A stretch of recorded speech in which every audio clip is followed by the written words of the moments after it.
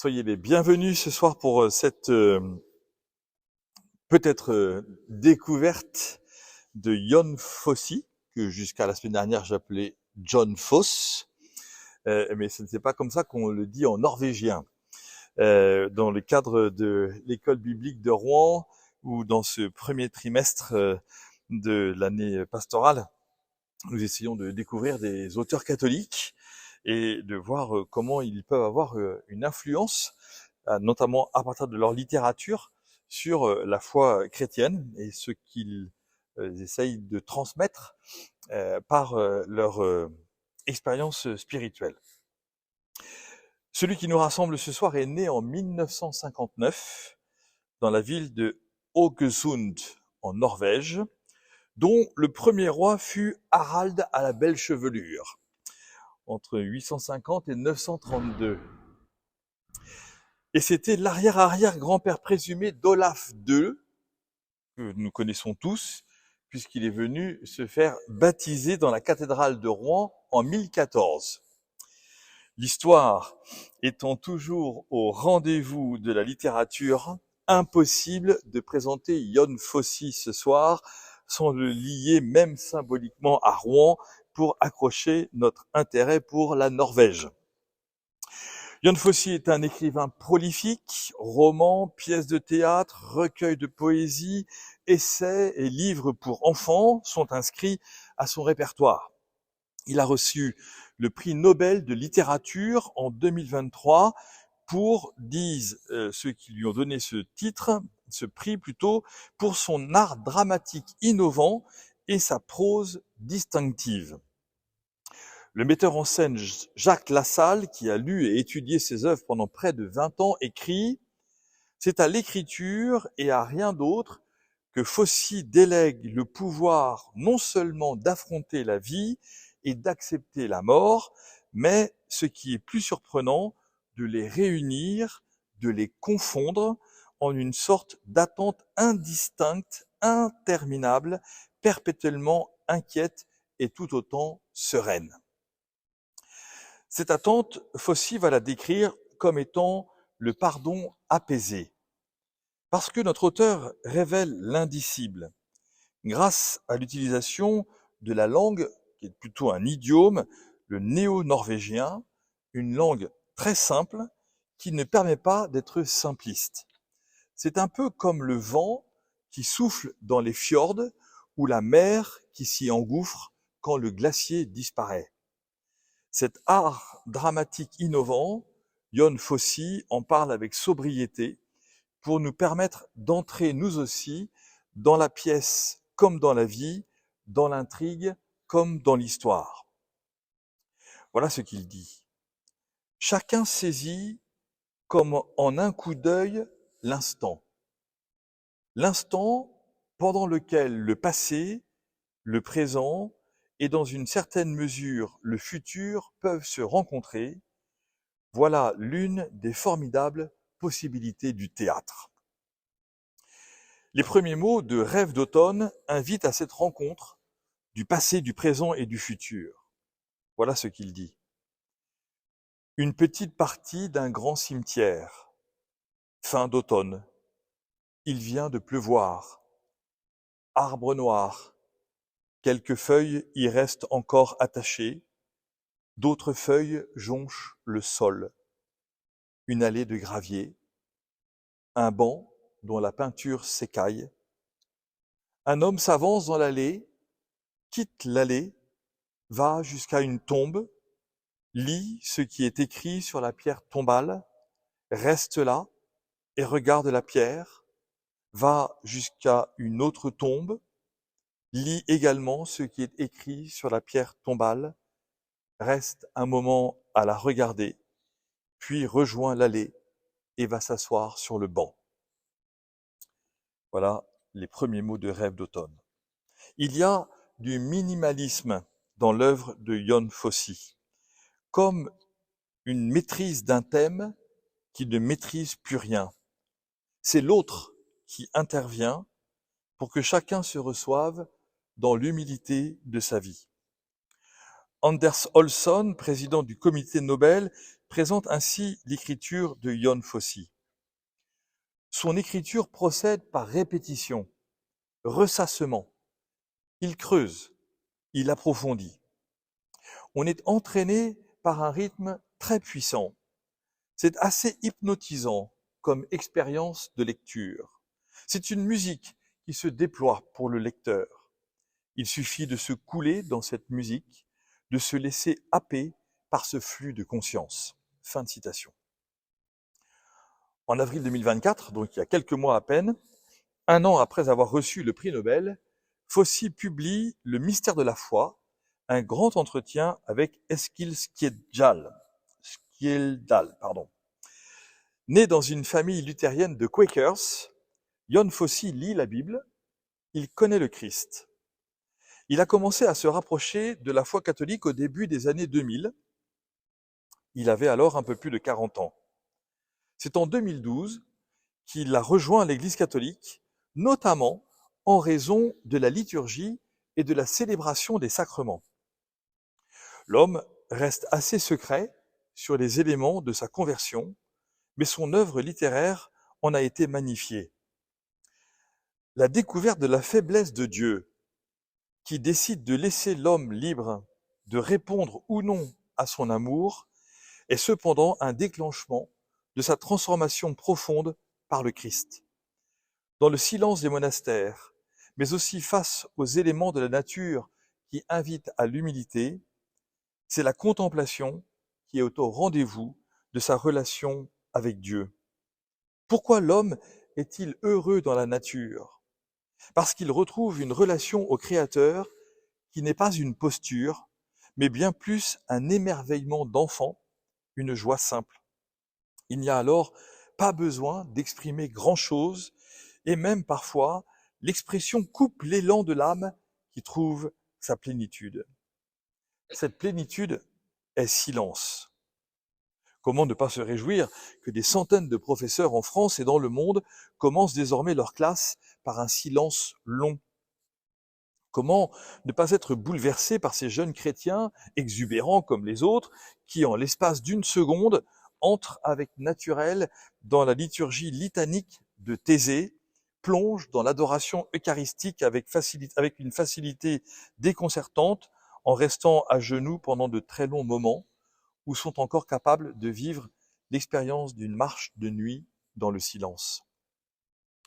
Skjeldal dit de Fosse qu'il parle de ce qu'il préférerait taire, mais des forces puissantes sont également à l'œuvre.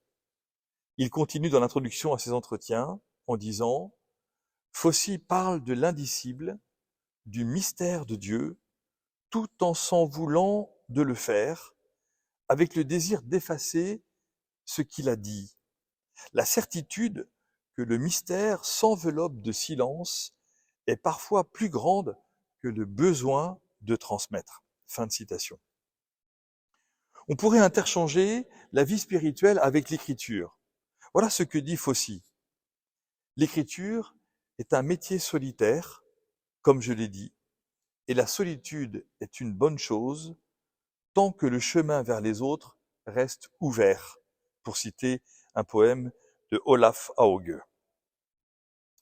Il faut bien reconnaître que l'ensemble des commentateurs parlent sans cesse de l'indicible chez Fosse, avec des livres avec très peu de ponctuation, des reprises de phrases qui tournent et reviennent au lecteur comme s'il avait oublié de tourner la page, mais là ce sont des centaines de pages, c'est la vie qui avance, non pas dans sa fatalité, mais dans l'expression mystérieuse du message qu'elle veut délivrer. Toute l'œuvre de Fosse est un combat, non pas tant contre le mal que pour la bonté. C'est là que Jon Fosse rencontre le Christ. Les évangiles présentent sans cesse cette lutte du mal contre le Christ, la moquerie, la suspicion, la colère, la tentation, la mise à l'épreuve, le procès inique, la trahison et la mort même. Mais à travers cet acharnement contre le Christ Jésus, il y a des figures qui émergent. chacune de celles que le Christ a rencontrées et qui ont été bouleversées jusqu'à être apaisées par son pardon. C'est cela, l'évangile de Phosy, l'évangile de la rencontre avec un Dieu qui n'est pas lointain, mais qui se fait de plus en plus proche de nous, au point de prendre toute notre nature humaine, hormis le péché. L'évangile de Phosy, dit-il, c'est que le Dieu crucifié est le Dieu des faibles. Il est le Dieu qui triomphe à travers sa faiblesse. Phosy continue en affirmant « Nietzsche n'avait pas complètement tort, Dieu est mort. Dieu s'est laissé mourir, et à travers sa mort, à travers la mort de Dieu, à travers sa faiblesse absolue, car la mort est faiblesse absolue, il a reconquis l'humanité dans et avec la résurrection. » Fin de citation. Ainsi va la vie, selon Phosy. Il n'y a pas de point d'interrogation dans son œuvre, aucun, parce que la vie est une grande interrogation, et qu'on ne va pas rajouter au pourquoi de la vie, au pourquoi de la souffrance et de la mort, un questionnement qui viendrait se superposer ou obliger à penser qu'il y a plus interrogatif encore. C'est à l'existence qu'il faut répondre pour que le présent ouvre sur l'infini, pour que la finitude permette l'éternité. Voilà ce qu'il dit dans le discours de réception du prix Nobel le 7 décembre 2023. Quand j'étais au collège, mon professeur m'a demandé de lire à haute voix devant la classe. Une peur soudaine a pris le dessus. J'étais perdu dans la peur, et c'était tout ce que j'avais. Je me suis levé et j'ai couru hors de la classe. La peur de lire à haute voix m'est restée. J'ai courageusement demandé au professeur la permission de lire à haute voix, car j'en avais très peur. J'ai appris quelque chose d'important sur les gens grâce à cette expérience. J'ai trouvé un endroit en moi qui n'est qu'à moi, et à partir de cet endroit, je peux écrire ce qui n'est qu'à moi. Aujourd'hui, près de 50 ans plus tard, j'écris toujours depuis un endroit secret en moi, un endroit dont, honnêtement, je ne connais pas grand-chose à part son existence. Fin de citation. La reconnaissance de cet endroit inconnu aurait pu tourner à l'absurde, au refus de la vie, à la déchéance. Jon Fosse a connu de telles périodes dans sa vie. On lit de lui dans la presse qu'il a brûlé la chandelle par les deux bouts, et encore que c'est un ancien alcoolique, personnage répétitif dans son œuvre. C'est peut-être ce qui lui permet de dire qu'il est convaincu que la foi est plus intimement liée au désespoir qu'au doute.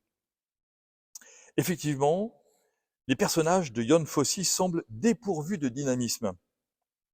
Ils semblent écrasés par la vie, ou plutôt sans vie même.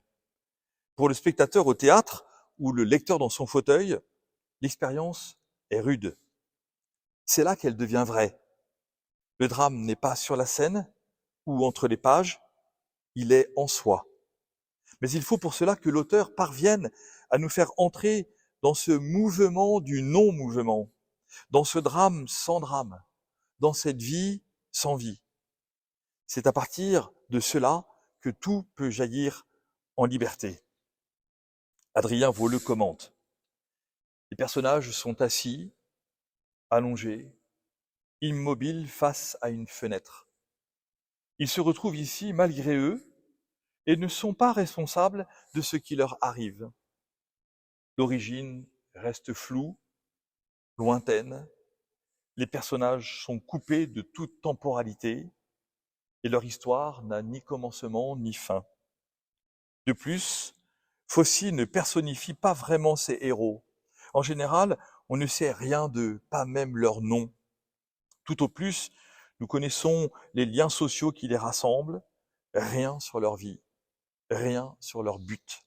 Fin de citation. Ainsi l'homme face à la vie, l'homme qui recherche un sens à sa vie. C'est en reprenant le titre à Arthur Rimbaud « Je est un autre » que Jon Fosse nous ouvre à cette recherche de sens. Dans un décor sans décor, dans un univers brouillé, sans fin, ni commencement, exactement comme Rimbaud l'écrit, cela ne veut pas rien dire.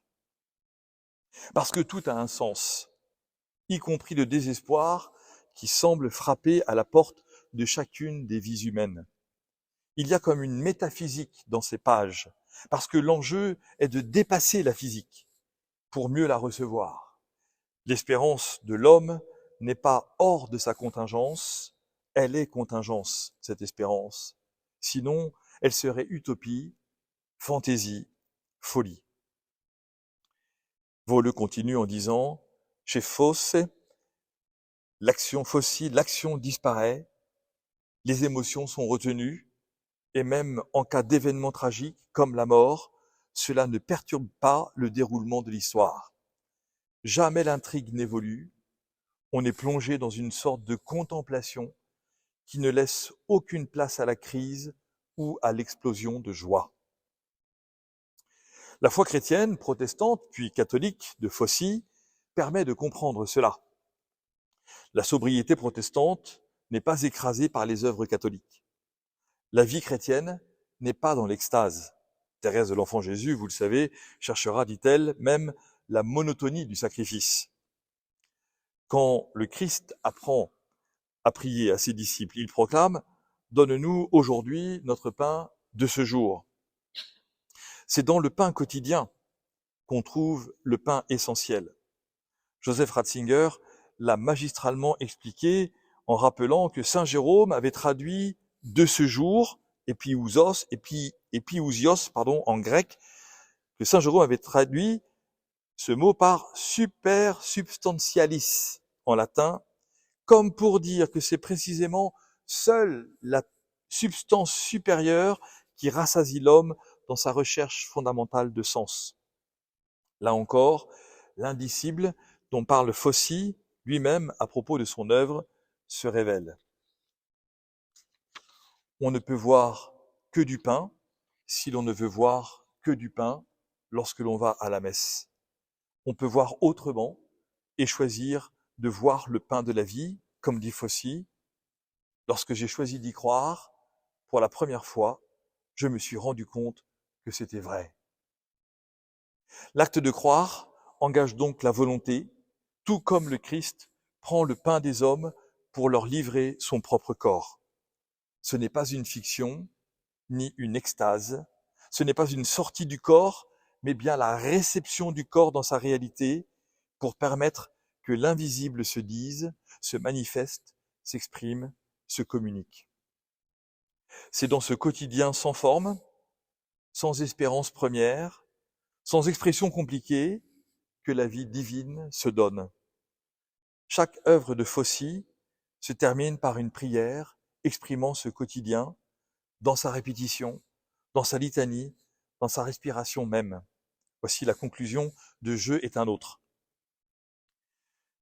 Et je tiens la croix en bois marron entre le pouce et l'index, et intérieurement, je dis Seigneur, et je le dis encore et encore pendant que j'inspire profondément, et je dis Jésus pendant que j'expire lentement, et je dis Christ pendant que j'inspire profondément, et je dis Aie pitié pendant que j'expire lentement, et je dis de moi pendant que j'inspire profondément. Si la prière est hors sol, alors elle quitte l'incarnation. Tout peut alors quitter la sphère du salut et faire la part belle à la mort sans espérance. Fosse dit que ses livres sont comme des prières à Dieu. Il espère même que son écriture permette la vie à certains qui le lisent. Voilà ce qu'il dit encore dans son discours de réception du prix Nobel. Il y a beaucoup de suicides dans mes écrits, plus que je ne le souhaiterais. J'ai toujours eu peur d'avoir, d'une certaine manière, participé à légitimer le suicide.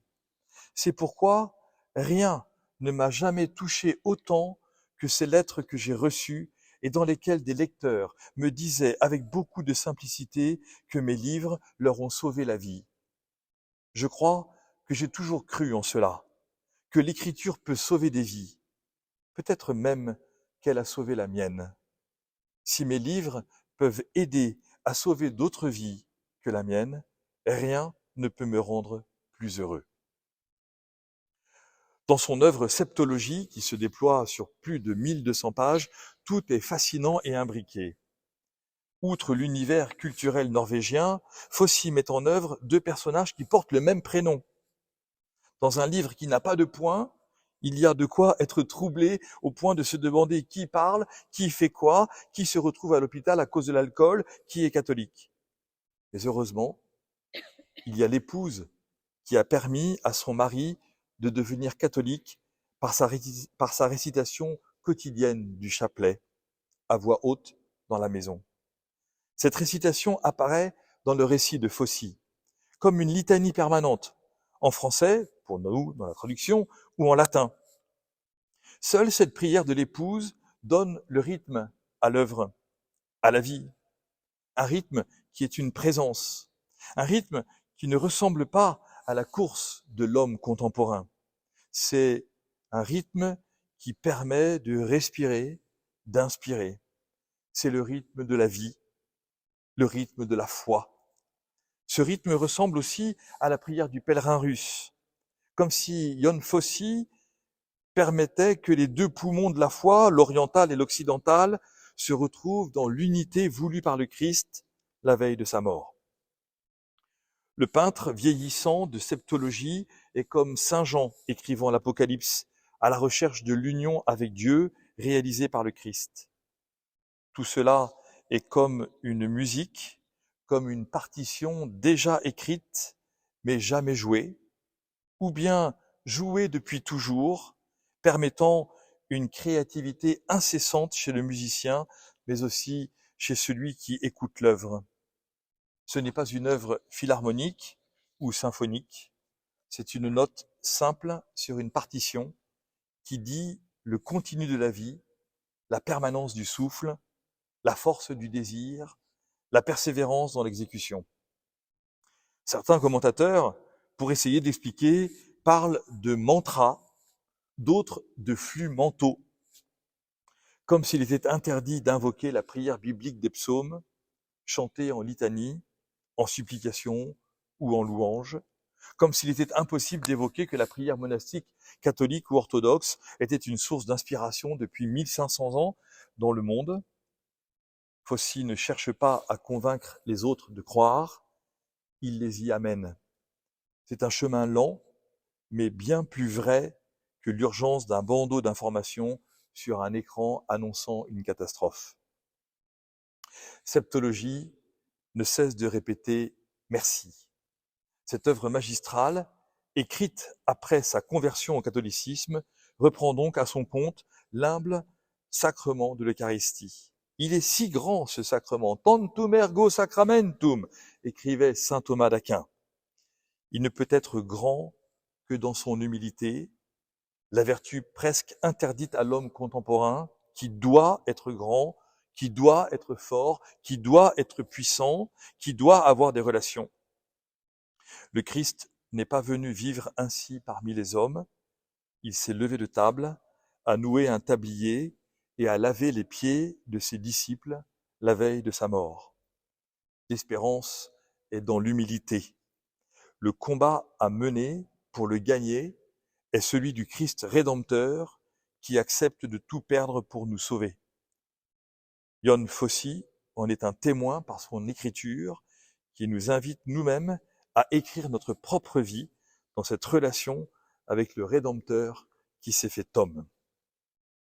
Je vous remercie.